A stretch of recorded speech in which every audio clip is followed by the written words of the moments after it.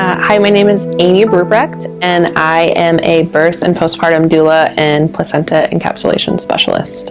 In my second pregnancy, I used acupuncture throughout most of my pregnancy, and I saw the benefits of it, not only both physically, emotionally, energetically. I felt like having those treatments while pregnant really helped me throughout the birth process and then in the postpartum process as well.